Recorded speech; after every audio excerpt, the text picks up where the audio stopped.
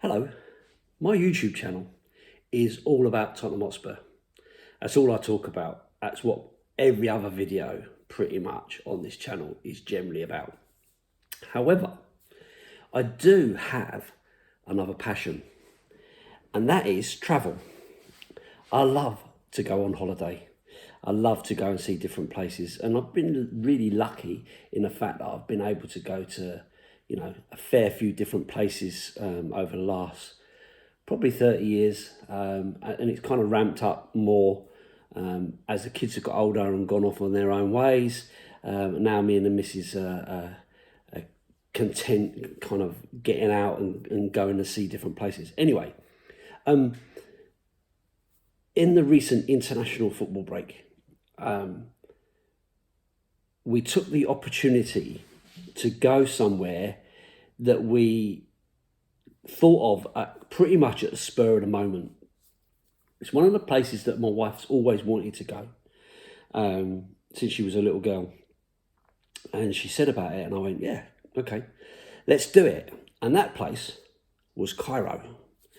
So my wife is really into Egyptians and history and all that kind of stuff. And I am as well. I love history. I like anything old and anything kind of interesting from that point of view, big landmarks and stuff. And so, of course, on that bucket list has to be the pyramids, the great pyramids of Giza. And so when she said about it, I was, yeah, that sounds like a good opportunity, a good idea. Let's do it. So we happily went online. She uses Skyscanner to look for flights. We didn't do an organised trip. We did pretty much do stuff ourselves. So she went on Skyscanner, which is her favourite airline kind of flight checking site, and came across these flights. I think they were about £400-ish each to go to Cairo from, where did we fly from? We flew from Heathrow. Excuse me. We flew from Heathrow, and so she booked. She said to book these flights anyway. Kind of go onto Skyscanner, and I'm trying to do it. And actually, normally with those sorts of places, you're directed direct to the airline or whatever. But for whatever reason, with this one, it directed us to a company called Flight Catchers. So anyway, I did all the bits and pieces to do everything and book the flights. But actually, what you ended up having to do was phone them. So essentially, they were a travel agent. And you had to do everything through them. They obviously trying to sell you to pay for your seats, pay for your luggage, all this kind of stuff. Now, we were going for a week. We've got fairly big hand luggage cases that you can get enough stuff in that will see you through a week. And having checked with the airline, I saw that we could get those cases sort of, they're 50 by 30 by 20 or something like that, sort of fairly, 56 is it? I think so. They're fairly decent size anyway, and so we only booked those cases which were included in the price, right? So we didn't have to pay an exorbitant amount of money for just to take a case. So it was a bit of a faff really. And my tip, I guess, is if you're gonna do through this sort of thing, you're probably as well to just go and have a look at the actual airline and see what they're saying, because they're only getting it from the airline. Now, sometimes you can get them cheaper, but sometimes it's just as cheap to go with the actual official airline. Because in the end, I had to go to the official airline to check in and everything anyway, and I had to do all that online. Yeah, so actually, it kind of didn't save us any money going through that, but Skyscanner is a good way of kind of giving you the different options. Now, the airline that it gave us was actually Egypt Air, and I have to say, credit to Egypt Air. They're probably one of the best airlines I've ever travelled with. The flight from Heathrow is around 5 hours, but I have to say, we turned up there. We got to Heathrow. Luckily for me, which I'll come to later on, is we normally I go to the airport and I park the car at the park and meet and greet because it's easy, right? You go in there, you drop your car off, you go off, they park it up somewhere, they bring it back when you come back, and it's ready to go. You're straight out of the airport and you're straight home.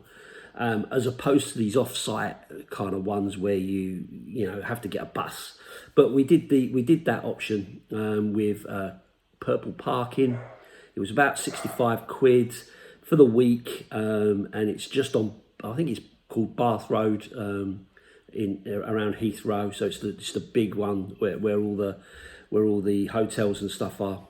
Really easy. Drive in, drop the car, drop the keys on the bus. 15 minutes or so, and you're in the airport terminal 2. Anyway, we'd booked off-site parking. Turned up at the airport, all good there, no real problems and so on. But on this flight, they had business class, so you had to kind of wait for all the business class people to get on first, and then we got on. And you walk through the business class bit to get to your seats. Now, like I say, I'd let the flight catchers sort out my seats, which I'd paid extra for, but actually the flight wasn't full, and I could have probably just gone and sat where I wanted anyway. So that was a bit of a lesson. But we had 3 seats for the 2 of us, which was nice. Comfortable seats, TV, all that. They came round, they gave us a little pouch, and it had socks in it, it had a hot eye mask in it, had headphones in it for the TV with films on, TV shows and everything else.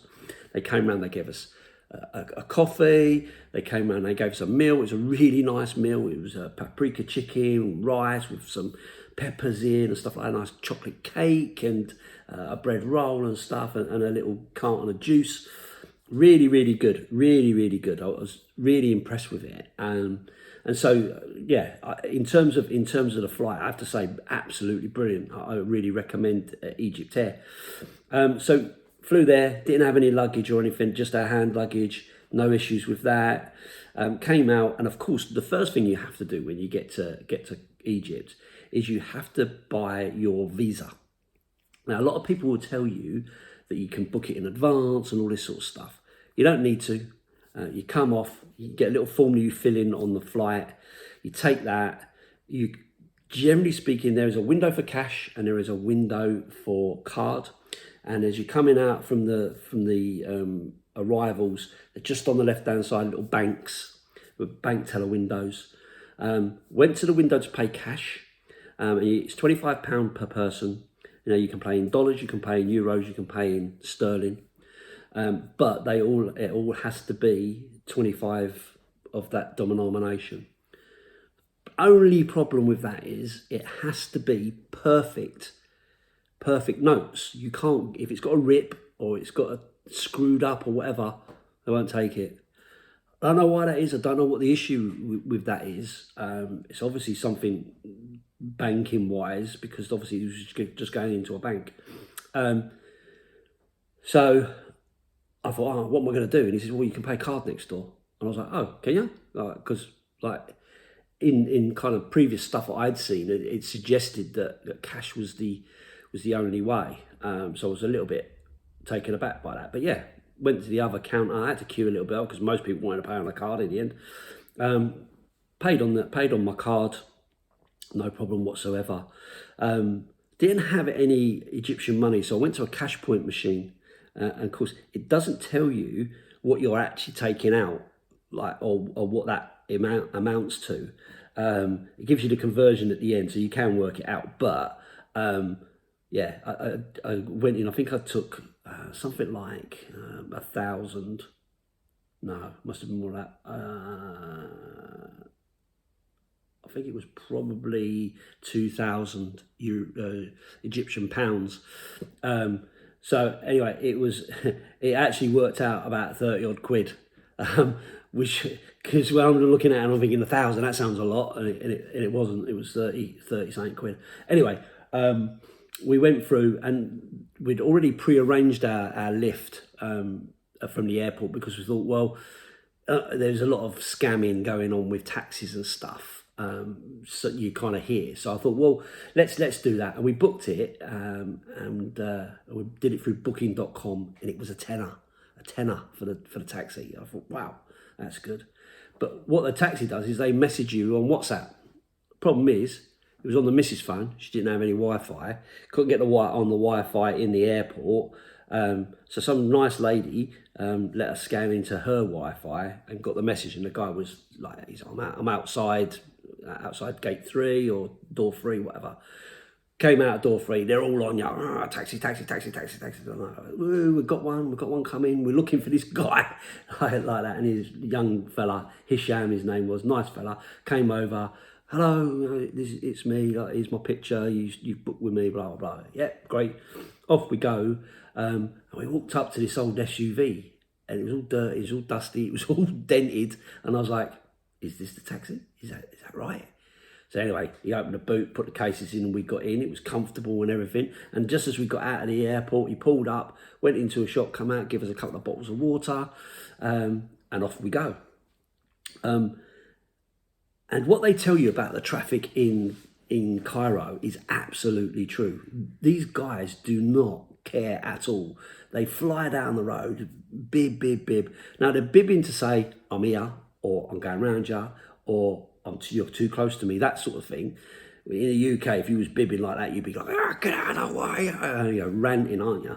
But over there, it's like bib, like all the time, constant, a bit like India with the Hooters.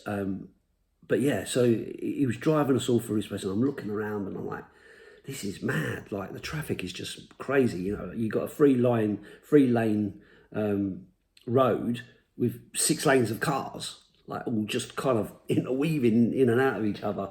A real experience, one that I'd seen on the TV, but you think to yourself, really, they do that? But they do that. So we're driving around, we go through New Cairo, and then you go through downtown Cairo, and then we were staying in Giza, because my wife had decided that it would be a good idea to stay in Giza because it's close to the pyramids. And there was a hotel there, and it had a swimming pool, and it had the restaurant and all the rest of it. And she thought, well, if we get a bit caught out, at least we can stay in a hotel. At least we got a pool or whatever.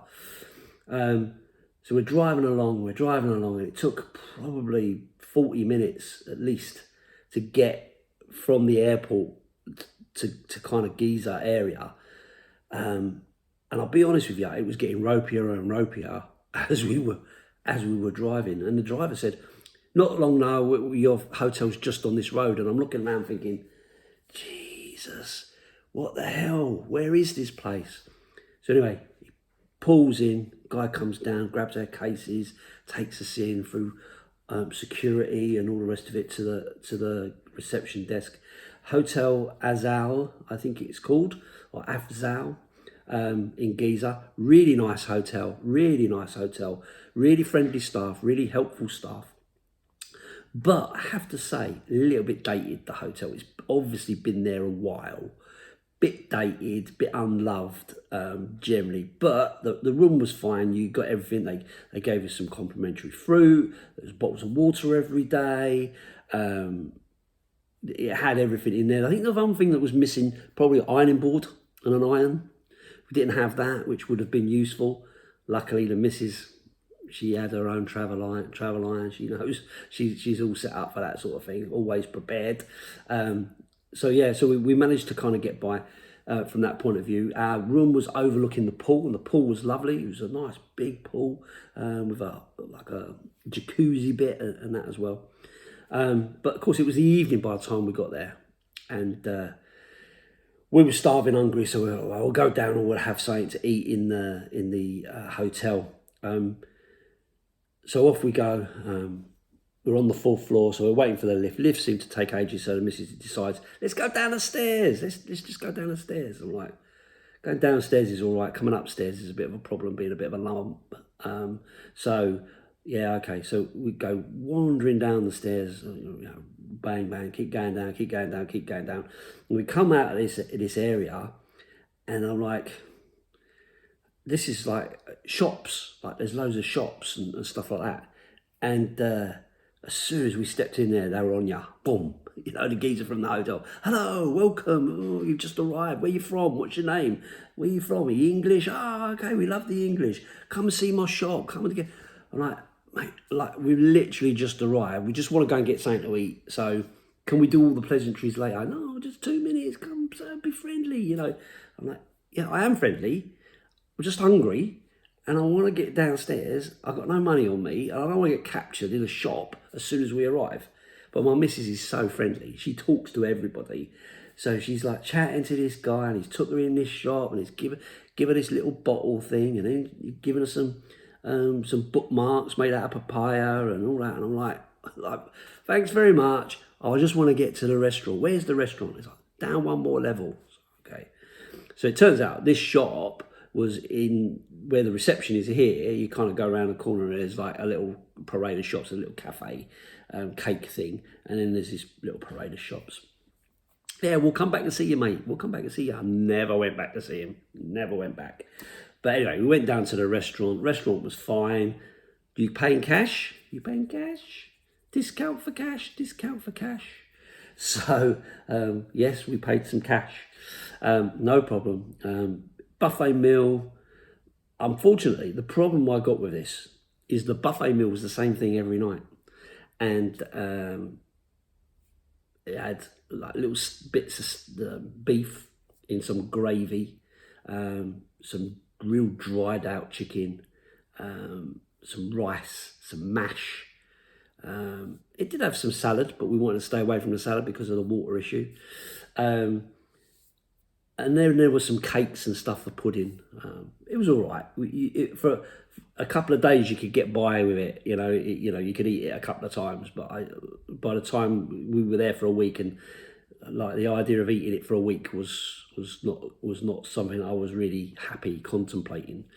So anyway, we did have that meal and so on. But from there, of course, the big thing for us was we wanted to go to see the sights.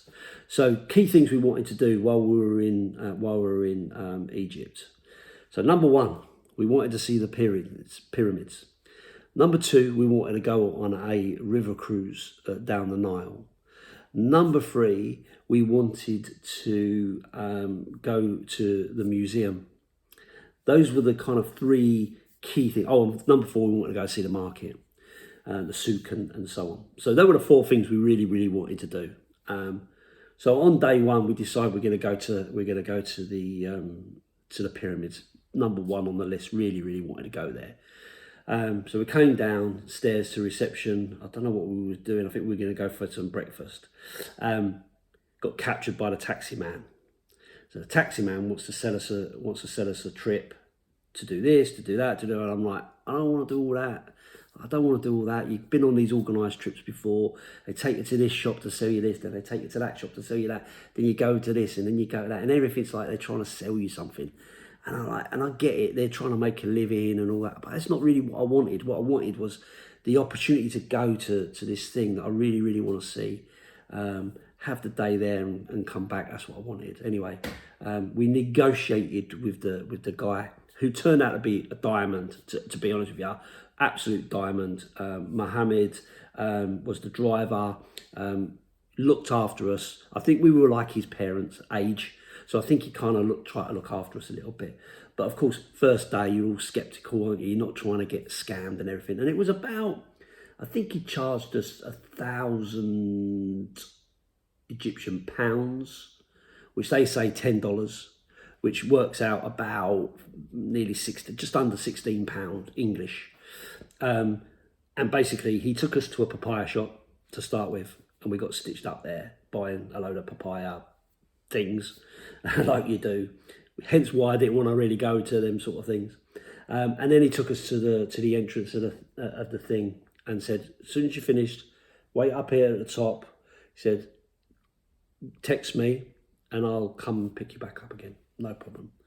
We can go then, you can go for something to eat and and I'm like, we'll just get picked up.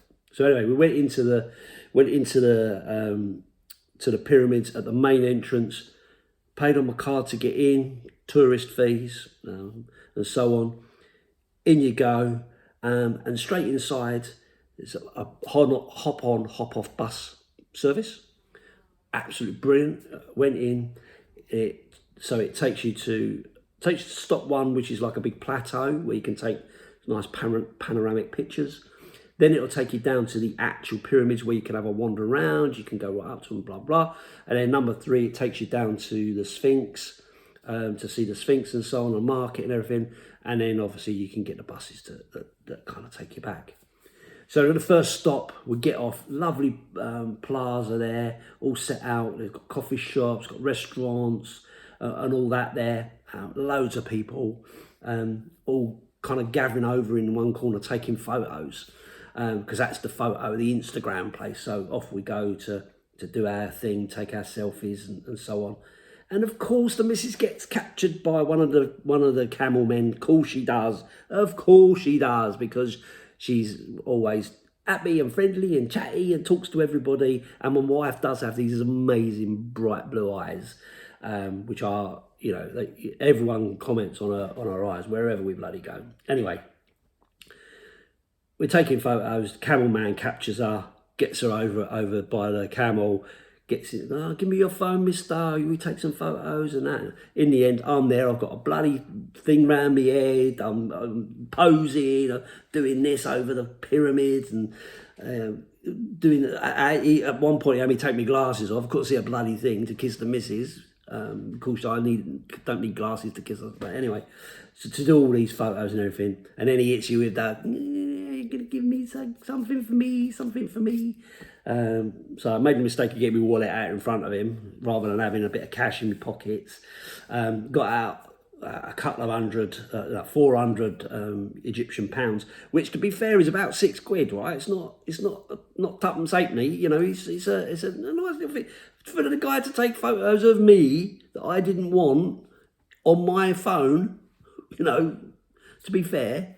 So I gives him the 400 and he's like, oh, come on, you give me something for the camel, something for the camel. Normally people give me like this. And I'm like, mate, be happy with what you've got.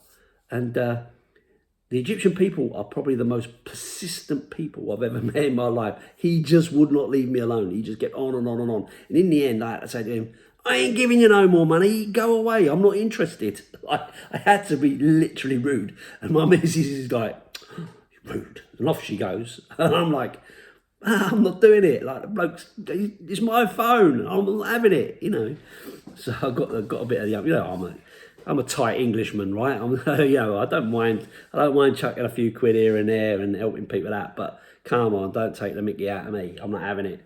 And I'm on my guard because I'm on my holidays and I'm somewhere foreign. So anyway, it was all good. And to be fair, he took some good pictures and they were all right. We went off to the pyramids and I have to say, amazing. To be able to walk up to the actual pyramids, to see the scale of the things, to actually put your hands on something that has been there for 5,000-7,000 years, whichever you kind of believe, the amount of people that have touched that, felt that energy and so on. There were people climbing on them. You're not allowed to climb on them. And the guards kept coming round and shouting at people to get off. And then there were people walking around trying to sell you everything. These black and white, big tea towel looking scarf things. They wanted to sell you one of them and all this sort of stuff. And I'm like, no, I don't want one. I'm not interested. In the end, they're kind of putting it on you. Oh, take this. It's for free. And I'm like, no, I don't want it. So I literally let it drop to the floor. And the guy got the ump because I let it drop to the floor. But I'm not going to take it because if I take it, I've got to pay for it. I've seen the scams. I've watched the videos. I know what's going on here. So yeah, absolutely amazing and really, really recommended to go and see that. They are beautiful to see, amazing to see. I didn't see any McDonald's. I didn't see anything that made it feel like it was, lots of people go, oh yeah, it's just, they're not what you think, and they're just kind of sat in the middle of the city and that. They are, and you can, like, as you're driving through the city, you can see these things from a distance. I mean, they are massive. And it is just an incredible thing to see. But I was, really, really happy to have been there and seen it. We went round, had a wander around and everything, and you have to walk through this little area to go through into see the Sphinx. And there's a market around it and so on. So, you can buy you can barter and buy some bits and pieces and stuff there and all that. So that was quite nice. We came out, got picked up by our driver. He wanted to take us to other things. We went, forget it, mate, just take us back. We don't want to go and buy oils. We don't want to, do any of that sort of thing. Just take us back. We were knackered. It was the first day, really, and that was it. The second day, we decided we were going to go to the museum. Now, unbeknownst to me at the time, I didn't realise there's two museums. There is the Grand Museum, which is the new one, and then there is the original museum, which is in downtown Cairo. But we thought, generally speaking on holiday, we like to get out and sample the culture, have a wander around, see what kind of shops are about, see what kind of restaurants are about, and coffees and all the rest of it. So we came out of the hotel on this morning, and we were off for a wander. We're going to go walking, and Mohammed comes running after us. Where are you going? I go, we're just going to go for a walk. Are you okay? He said, yeah, we'll be okay. He said, you want me to help you cross the road? I'm like, well, I've crossed the road. I'm nearly 60, mate. I've crossed the road before. Not a road in Cairo, but I have crossed the road before. But he was like, I'm happy to take you across. If you need anything, just text me. If you get caught in anything or you need some support, just text me. And I'm like, yeah, it's all good. And I'm thinking to myself, he's a bit pushy. But actually he wasn't. He was genuinely concerned for these two middle-aged or elderly, I guess, white people wandering around these little streets of Giza. So off we go, off we trot, and we're walking along and everything. And we were the only white faces around, And the reason why I say that is because normally when you're walking around a holiday place or somewhere you've gone, the tourist place, you see other tourists, right? You kind of see other white faces of British people or Germans or, the Koreans even. You see a lot of sort of that sort of thing. Nah, nothing at all. Walking down these roads and everyone's looking at us. Everyone's looking at us. What are these guys doing walking around here? And Mrs. done a little video of us walking around, and it is, I have to tell you, I've been to India, and India they call paradise in a dustbin in some places because of the rubbish and stuff that you see, of course. But Giza, absolute rubbish everywhere, like plastic and crap and just stuff in the side of the road, just piles and piles of it, and the smell wasn't great. But of course, in those sort of things, you look beyond that. You look beyond that as a tourist. This is a different culture. It's a different country. It's a different vibe. You kind of just have to, accept that is what it is, and we did. But you're kind of walking along. You generally acclimatise to stuff as well. So it gets to the end of this side road, because I'm saying to her, what? I remembered when we went to the pyramids, he went this way, this way, this way, this way, and that kind of takes you out to the road at the top, and you will just walk that way, because we like walking anyway. So we walked down this road, got onto the main road, and we turned left, and we're walking along, and I'm thinking, right, if we walk to the end of this road and then turn left again, that takes you onto the main road to where the pyramids were, and that's where the museum's going to be. And I thought, well, we could probably find somewhere, get something to eat or whatever. There is nothing around there to get something to eat. Giza is definitely not a tourist area. There was no restaurants. There was no sort of anything like that you could kind of just stop and go, right, let's get in here and have it. I'm not expecting like bars and stuff like that. This is a a Muslim country. You're not expecting that sort of thing, but like, a coffee shop or, a bakery or that kind of thing. I'm thinking, there's got to be something around here. And there wasn't. There wasn't. We were walking along, and you can't walk on the pavement, right? Because the pavements are broken to hell, and just a mess. Everyone walks on the road. Everyone's walking on the road, and the cars are like, like I said, 6 cars in 3 lanes. They're just all over the place. So we decided to walk in the opposite direction to the traffic, so you could at least see the traffic coming, right? And we're walking down the road, and out of the corner of I'm walking along, and all of a sudden I realise my wife's not with me. So I stop and turn around, and she's walking over to a homeless person laying in the street, and I'm like, don't go over there, don't go over there. And she's looking at him, and I was like, what? Come away, what are you doing? And she said, I think he's dead. Like, no, he's not dead. Come away. And she's like, no, I think he's dead. He's covered in flies. He's not moving. He's covered in flies. I'm like, listen, we're in Egypt. We are clueless to the rules, the laws, and all that sort of stuff. Let's just keep moving. I'm sure there'll be someone who owns that shop or owns that building who's going to see this guy here and do what's necessary, right? Callous, I know, I'm a callous person. But because I don't really want to get involved too much, because I'm a bit worried about that sort of thing. I'm a bit of a worrier in that kind of thing. And I'm like, no, let's just keep going. Anyway, we keep walking. This is really bothering her. So I said, look, all of a sudden, I saw a sign for a KFC. And I'm like, KFC? Can't be wrong. At least there, I can order an Uber and I'll know it's going to come to this particular place because I know where it is, right? I've found the location. So we go in and we have a KFC. So we chicken burger and chips and a drink. And I'm ordering an Uber, sorting out about getting an Uber. And Mrs. bites into the KFC burger and it was frozen inside, it wasn't cooked. So you can imagine that didn't go down very well either. So we decided to ditch the KFC and go out and pick up this taxi. We had Uber works out there absolutely fine. You put where you're going and the Uber will come. They'll pick you up and everything.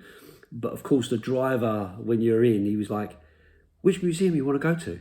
Because you've booked to go to, it's a long way away and it's, for how much you're paying, it's a long way to go for that sort of thing. And I'm like, he's trying to con me off here. And I'm like, just the museum, just the one near the pyramids. And he's like, the Grand Museum. I'm like, I don't know, mate. I don't know. I just look the museum. And he went. Anyway, he starts to drive because of course there is a language barrier. His English is better than my Egyptian or Arabic for sure. So I can't, I'm not blaming him. It's my laziness for not being able to understand anything. But anyway, luckily he's driving and he goes, museum, Grand Museum. And it's literally there. And I'm like, perfect, take us there. So he takes us there and he's like, oh, give me a good review, and you can tip and all this. So Mrs. went, I'll tip you cash so it don't go through the thing and all this. So she gave him a bit of cash. And out we get into the museum. Now it worked out. The trip in the taxi came to about, I think it was less than £2, to be honest with you. Hence why I think he was a bit concerned about it. But we probably tipped him at £6 on top of his £2 taxi ride. But anyway, we went into the museum and wow, this new museum is absolutely fabulous. Like, it's beautiful inside. It's air conditioned.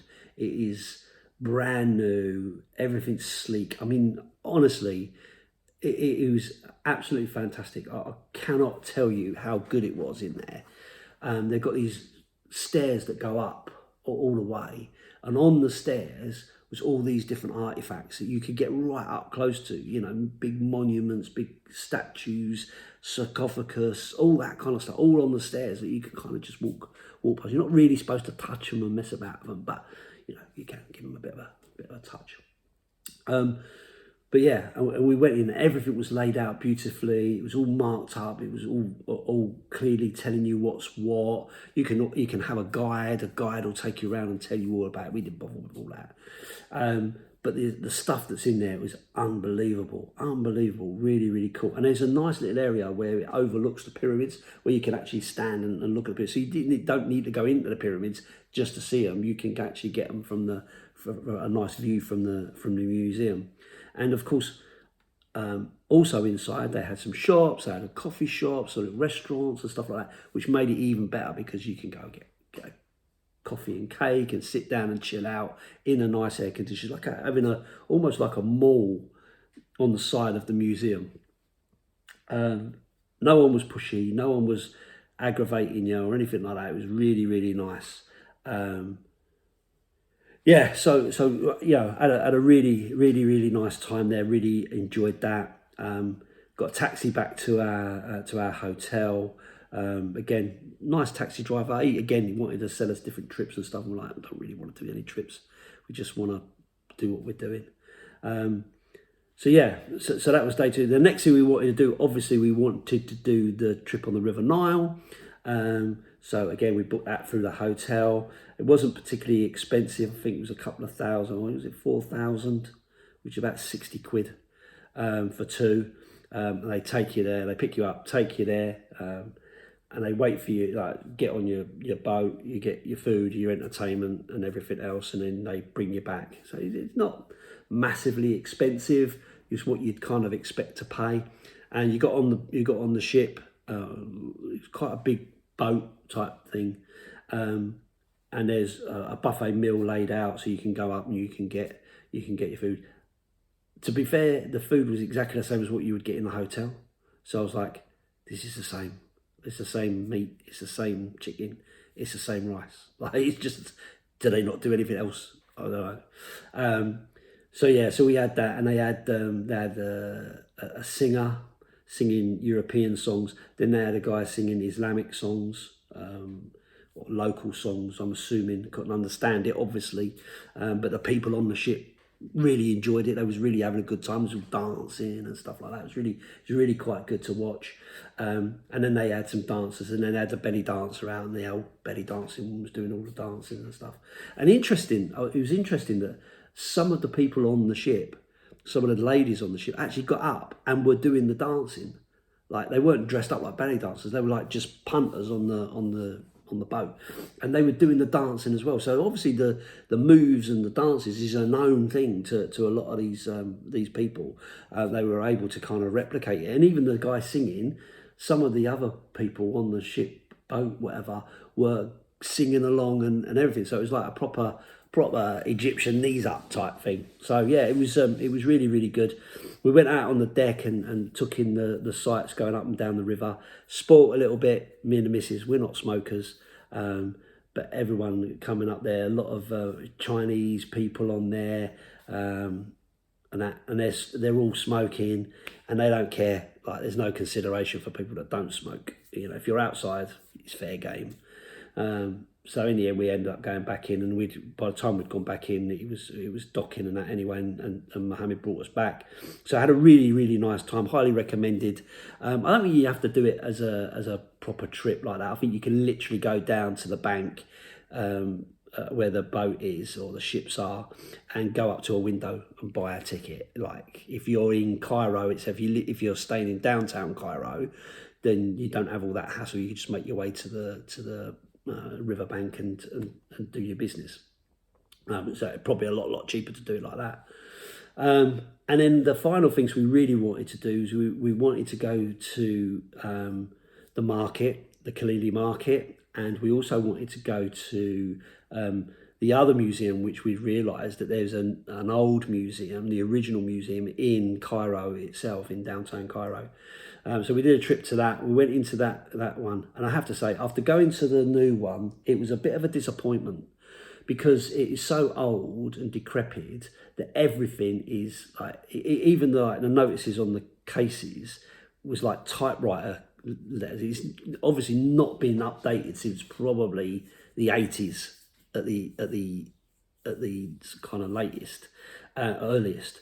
Everything was in cases, these big old wooden cases and stuff, like cabinets and everything, but they were really, really run down and everything. And I think what's happening is they're basically moving stuff to the new museum. I think that's the plan, is to probably move everything into the proper environment where it can be really cared for. But the amount of stuff they have there is unbelievable, considering all the European countries have raped and pillaged all the artifacts from around. It's interesting that in Cairo, they've got so much of this stuff. And I know they've got, like Luxor and places like that as well. So, but yeah, really interesting. And the key for this place was that they've got Tutankhamun's death mask and all his jewellery and stuff. And my wife is really interested in Tutankhamun. That's what kind of piqued her young mind, about it all them years ago when she was a little girl. So yeah, we got to see all of that sort of stuff. And again, it was amazing. Really insightful and recommended. And it wasn't very expensive either. I can't remember what sort of cost it was. I think it was like 20 quid or something for both of us. And I think the new museum was probably only about 30 for both of us.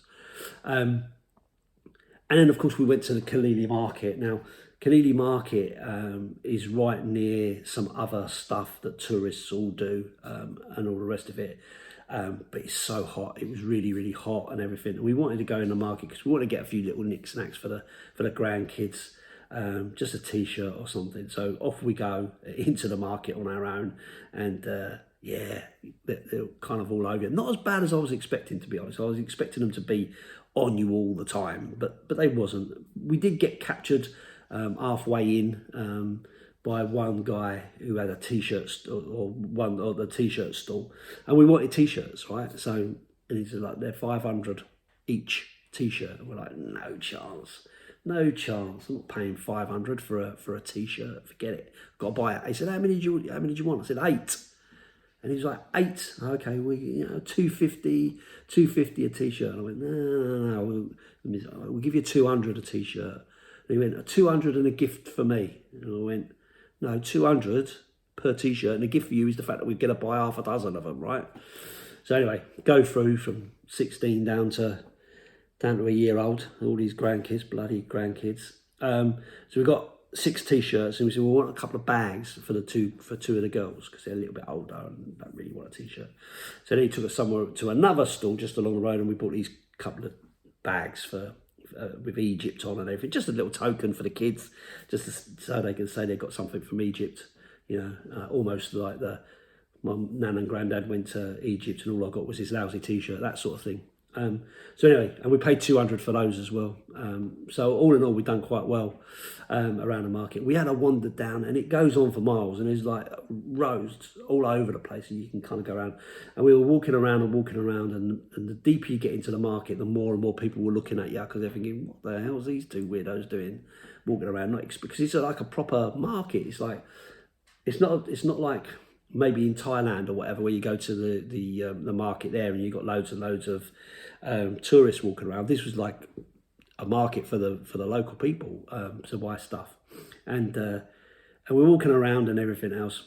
She ended up buying a pair of these flary hippie type trousers. They cost her 3 quid as well. So she was quite happy from that point of view. The one thing I will say, which was quite interesting, is that there was lots of underwear stalls there, but I'm not talking about normal one. I'm talking about proper lingerie, and I'm like, really? Like, you see all the ladies walking around, and they've got the I don't know what they call it. Is it the niqab, full cover and everything, all walking around and everything. And I'm thinking, well, underneath that, you got all the gear on. What? It's not something I expected. And maybe that's a racist thing to say, I don't know.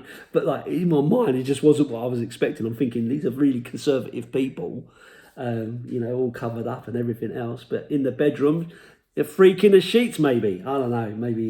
Maybe that's why they wear that out, because they've got all it's everything for their husband when they're home or whatever. I don't know. Anyway, I'm waffling.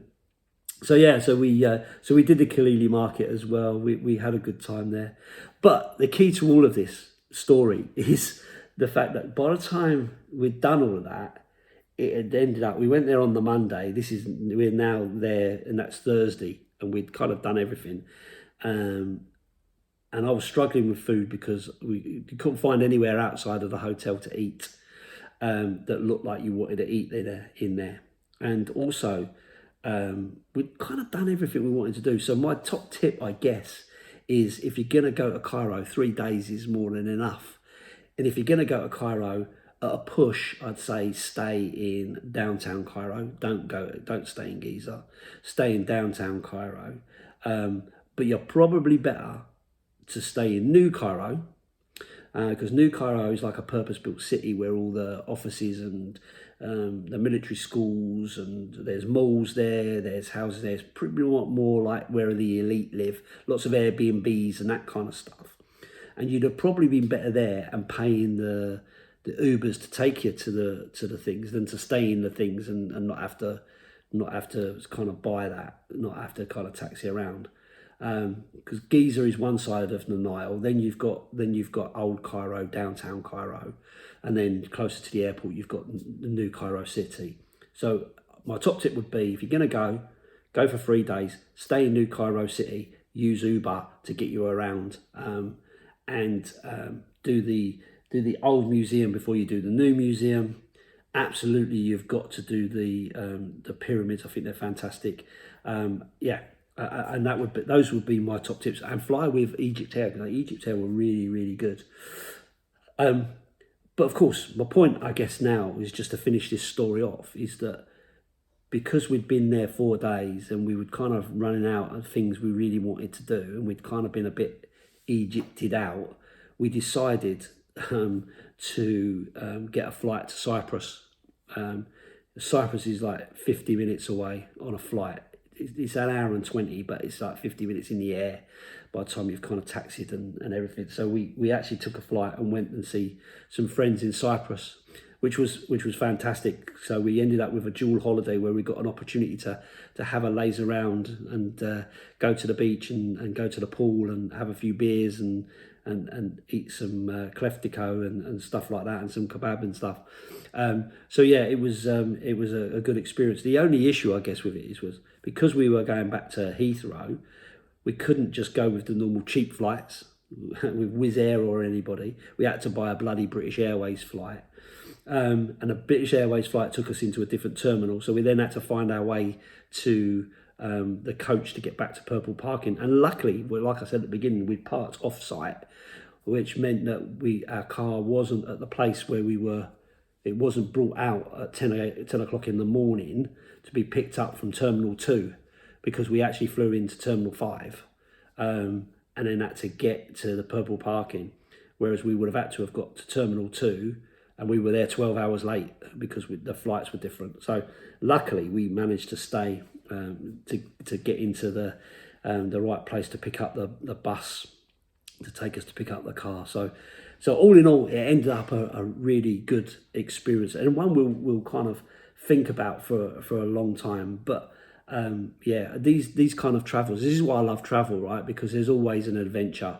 There's always an adventure as part of it, and like I say, I look back at it fondly. I had a really nice time. I don't want anyone to think that I'm slagging off Egypt at all. I think if you're going to go there, you're probably better off to go and do Sharm el-Sheikh, like an all-inclusive nice holiday type thing, and then do the trip to Cairo to do the sites, rather than actually going and staying in Cairo yourself.